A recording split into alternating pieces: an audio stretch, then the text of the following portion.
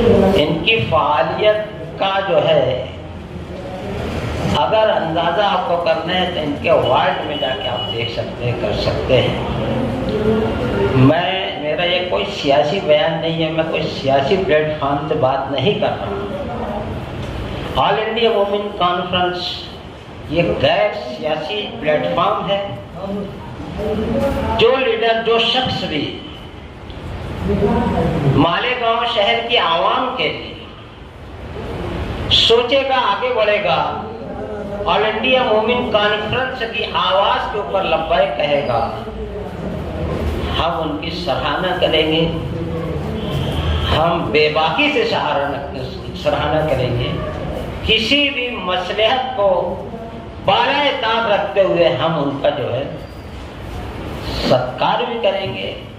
और दादा भूसे साहब से आपको इस बात का मैं इजहार करना चाहता हूँ कि एजाज बेग साहब ने दादा भूसे साहब से मीटिंग करके उनको इसके ऊपर तैयार किया, काम किया कि मालेगांव शहर में बुनकर स्टडी सेंटर के लिए जो है एक जगह जो है मुतय्यन की जाए। अल्हम्दुलिल्लाह वो जगह भी मुतय्यन कर ली गई।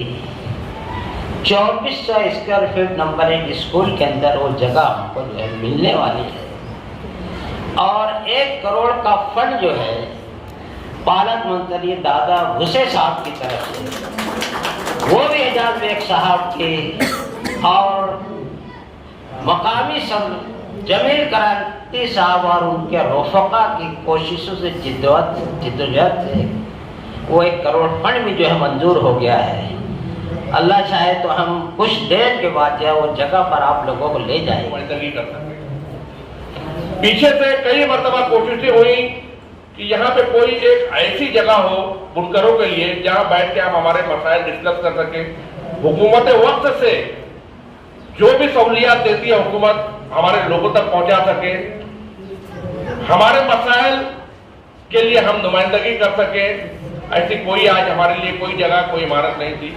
मैं बहुत शुक्रगुजार होना चाहूंगा जनाब एजाज बेग साहब का और जो हमारे पालक मंत्री दादाजी भिसे है, जिन्होंने इनके सिफारिश पे, एजाज बेग साहब की सिफारिश पे 1 करोड़ रुपए का फंड आज हमारे बुनकरों के लिए, बुनकर भवन के लिए उन्होंने मुहैया कराया।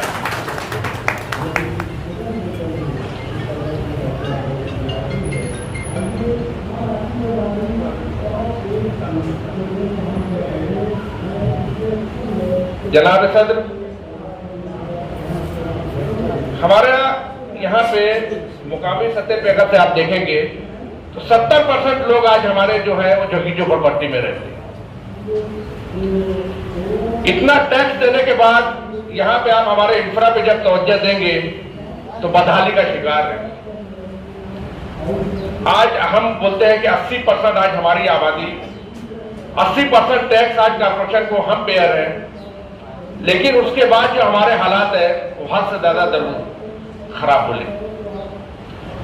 हमारा मकसद हमारे लोगों के लिए आज वुमेन कॉन्फ्रेंस का मकसद ये नहीं कि सिर्फ ये अंसारी बिरादरी के लिए कोई काम करेगी, ये तमाम इस शहर के लिए जो भी मुत्तफ़क़ा तौर से फैसला होगा हम उसके ऊपर अमल करेंगे।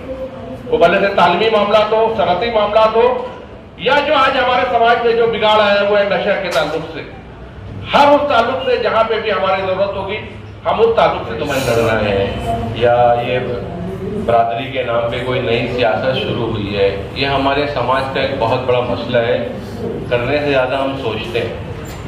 मैं मुंबई शहर से वाबिस्ता हूँ और पिछले 30 सालों से मैं सियासी सरगर्मियों में मुलविस हूँ और बड़े पैमाने पे समाजी खिदमत करता हूँ। मेरी NGOs भी चलती है और बड़े गरीब परिवार से खड़ा होकर कुछ दूर तक चला हूँ। आप लोगों की दुआ रही तो इंशाल्लाह और भी आगे जाने का मौका मिलेगा।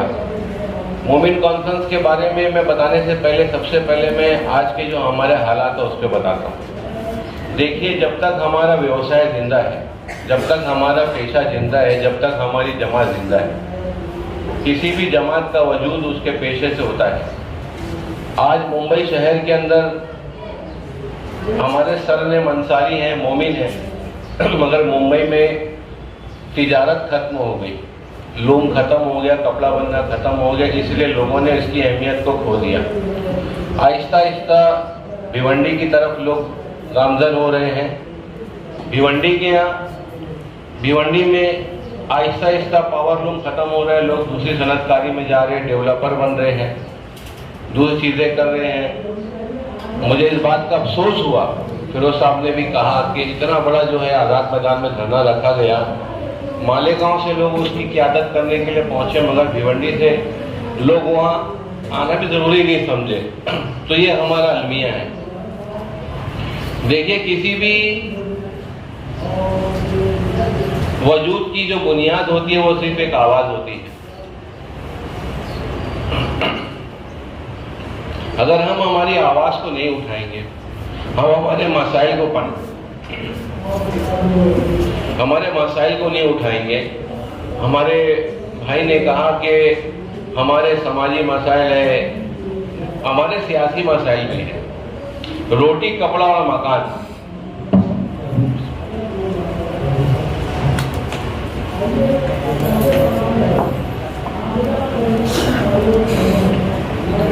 तीन चीजें हैं जिंदगी में, रोटी, कपड़ा और मकान। ये तीन चीजों के लिए इंसान पूरी जिंदगी जद्दोजहद करता है। मैं उसमें चौथी चीज भी जोड़ रहा हूं, तालीम।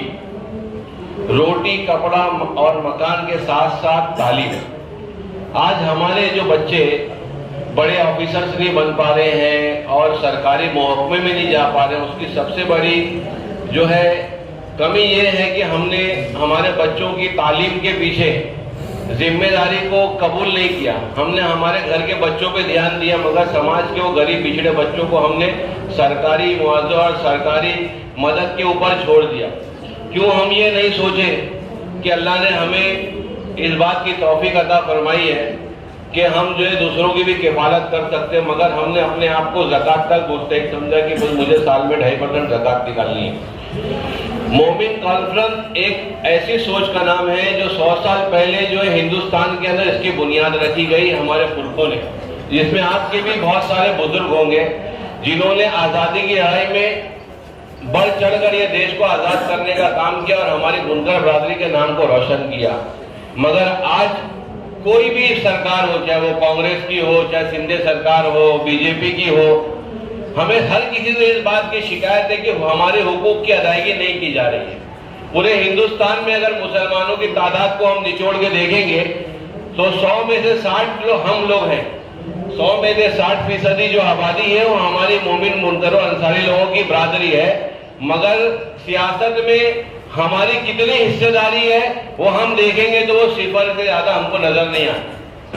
जब इलेक्शन आता है तो लोग हमारी हमदर्दी की बात करना शुरू करते हैं। हमारे प्रोग्राम मोमिन कॉन्फ्रेंस की तरफ से रखा गया। हम लोगों का इस्तेकबाल, पालक मंत्री जी का और मेरा इस्तेकबाल इसके लिए रखा गया कि बुनकर भवन की बहुत मुझे तकालीफ थी और मुझको जब से कांग्रेस का अध्यक्ष बनाया गया कुछ न कुछ काम शहर के अंदर हम करने के लिए हम जद्दोजहद कर रहे हैं। उसके अंदर एक टाइम हमारे पालक मंत्री साहब का फ़ोन आया, इत्तेफाक से मैं और इमरान इंजीनियर साथ में थे। साहब ने बोला कि 1 करोड़ रुपए का काम आपको सुझा के देना है, मैं सबको 1 करोड़ रुपए देने आ जाए। और उन्होंने सभी सियासी पार्टी को दिए, किसी ने नहीं लिया, बात अलग है।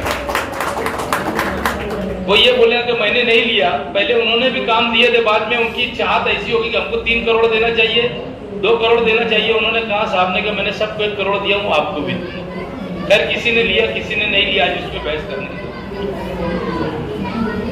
जो मेरे हिस्से में 1 करोड़ रुपया आया था, मैं जमील क्रांति साहब हम लोग सब बैठे और मैंने कहा कि अपना काम बुनकर भवन का अगर हो जाए पैसे के अंदर तो बड़ी अच्छी बात है।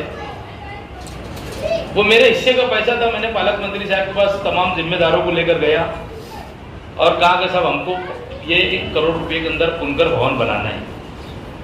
उन्होंने कहा कि जो भी है के बाद मेरी जिम्मेदारी थी, उसका बाद टेंडर हुआ। अब इसके बाद काम कैसे होगा और कौन रुकाने की कोशिश करेंगे ये भी मैं आपको बताना चाहता हूँ कि कुछ लोग आज से लग गए कि इसके अंदर काम नहीं होना चाहिए। जो बुनकर दोस्त बोलते हैं, बुनकर के दोस्त बनने की कोशिश करते हैं, वही बुनकरों के दुश्मन है। ये बात आज नहीं तो कल साबित करके मैं बताऊंगा कि कौन काम को रोक रहा है। खैर कोई बात नहीं, हमारी जो जिम्मेदारी थी मैंने मेरी जिम्मेदारी को निभाया।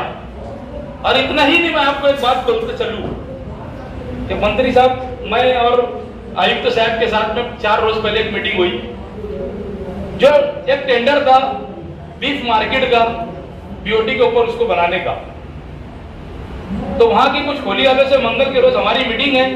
हमने ठेकेदार को भी बुला के कहा कि वो काम मुकम्मल करने के लिए आपको जो अड़चन है वहां पर जो खोली वालों के साथ हम मीटिंग करके उनको जगह खाली करके देने की कोशिश कर रहे हैं। उसके अंदर हमारा 2 करोड़ रुपया बुनकर भवन का पैसा भी पकड़ा गया है। मेरी वो भी कोशिश है कि बुनकर भवन जो जगह के ऊपर है वहां भी तामीर हो, मैं वो भी कोशिश में लगूंगा। हमने ठेकेदार के साथ एक मीटिंग किया। अब जो खोली वाले उनके साथ मंगल के रोज मीटिंग करके उसको कोई भी रास्ता निकालकर उसके अंदर 3.5 करोड़ रुपए का जो वो काम करके देने वाला है, जिसमें 2 करोड़ रुपए का बुनकर भवन है और 1.5 करोड़ रुपए का जो है उसमें सर्वे नंबर 16 के अंदर शादी का एक हॉल मरूम यासीन सेठ नेशनल वाले के नाम से इब्राहिम सेठ ने उस वक्त तो पास किया था। मैं स्टैंडिंग कमेटी का चेयरमैन था। वो मेरी ही कोशिश थी कि यहाँ पर हाल बन जाए। खैर मेरे अगर नसीब में होगा, मेरे हिस्से में होगा तो काम जो मैंने मेहनत से किया वो करके मिलेगा। हम लोग काम करने वाले लोग हैं। काम आप जब भी बोलेंगे, मैं आपको हक से बोलता हूं, पालक मंत्री साहब बैठे, मेरा इनके सियासी रिश्ते झट के मामला है। मैंने फिर गए इनके घर पे जीत किया, बंगले में बैठे थे एकदम सुकून से, पोतरा पात्री को खिला रहे होते, इत्तेफाक से मैं पहुंच गया और जीत किया कि साहब मेरे को 1 करोड़ रुपया और होना। उन्होंने बोला नहीं तो 50 लाख तो मुझको दे, मैं और 50 लाख तुझे दे वार्डों के लिए देता। मैंने जिद किया, उनसे 1 करोड़ रुपया और लिया। उनसे मेरे ताल्लुकात राजकारण से हट के मेरे उनके बहुत अलग ताल्लुकात है। मैं जाता काम लगे, अल्लाह का करम है कि आज तक के किसी का भी काम लेकर गया उन्होंने काम करके दी। वो काम करने वाले शख्स है। पार्टी किसी की अलग हो सकती है, सब अलग हो सकते हैं।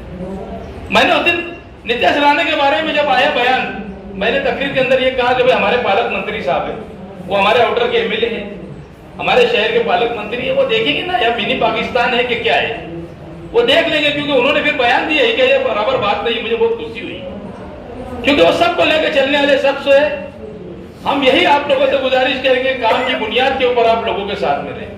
ये शहर की बदनसीबी है मालेगांव शहर की कि चुन के आने वाला शख्स कोई भी हो काम जीरो करता है, जीरो।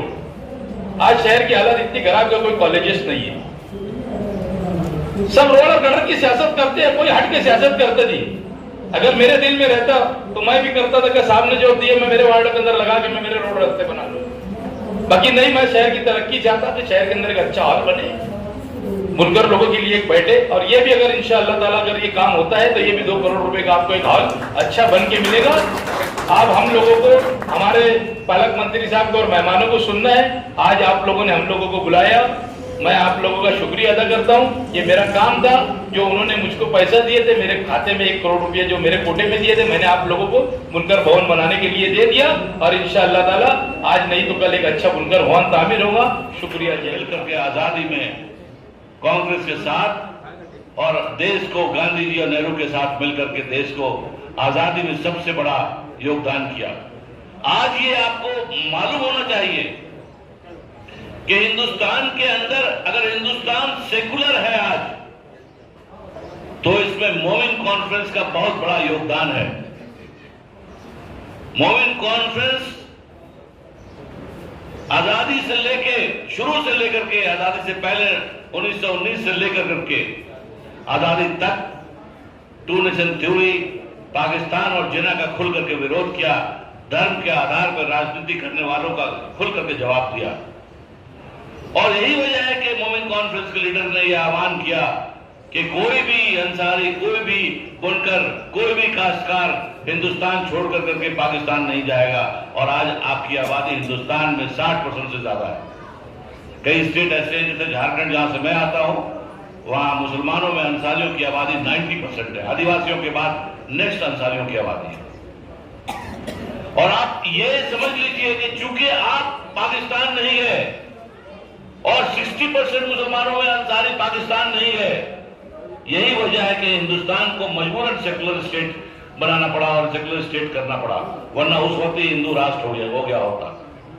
तो मुसलमानों में खासतौर से अंसारियों का बहुत बड़ा योगदान रहा सेकुलर स्टेट को कंटिन्यू करने में, सेकुलर राज्य को कंटिन्यू करने में, और अपने आपने कुर्बानियां दी आजादी के अंदर। अब्दुल कयूम अंसारी, जवाहर रहमान अंसारी, आसिम बिहारी ऐसे नाम थे जिन्होंने मोमिन कॉन्फ्रेंस को आगे बढ़ाया और साथ साथ गांधी जी के साथ कंधे में कंधे मिलाकर करके देश की आजादी में योगदान किया।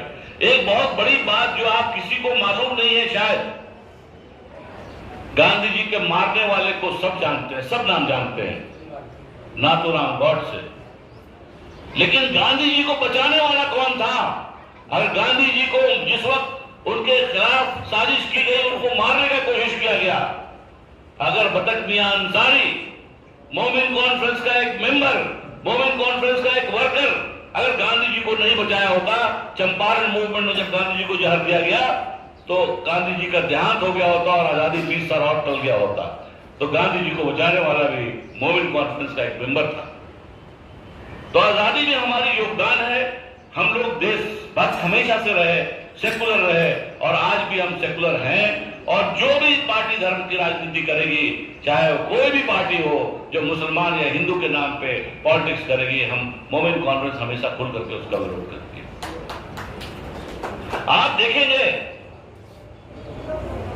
कि मोमिन कॉन्फ्रेंस ने कभी भी, ये कहते जरूर हैं हमारी ऑर्गेनाइजेशन में अंसारियों की ऑर्गेनाइजेशन जरूर रही, लेकिन जितना भी काम किया हमने फ्लाईओवर का, जितना भी हमने काम किया वेलफेयर का, जितना भी हमने सोशल काम किया, उसमें कभी भी हमने धर्म और जात के नाम पे भेदभाव नहीं किया। हम लोगों ने मोमिन कॉन्फ्रेंस में एक बहुत बड़ी, आप देखेंगे कि जो रिजर्वेशन जो 85% मुसलमानों को, ओबीसी को मिल रहा है आज देश के अंदर, वो मोमिन कॉन्फ्रेंस की लड़ाई और मोमिन कॉन्फ्रेंस का मांग और जद्दोजहद और धरना प्रदर्शन का आज देन है। बाद में मंडल कमीशन आया, आपका नाम मंडल कमीशन में भी आया, बैकवर्ड मुसलमानों का भी नाम उसमें मंडल कमीशन में हम लोगों ने लाए। और आज की डेट में सभी को, जो आप देख रहे हैं कि चाहे मेडिकल कॉलेज में, इंजीनियरिंग कॉलेज में, कॉलेजेस में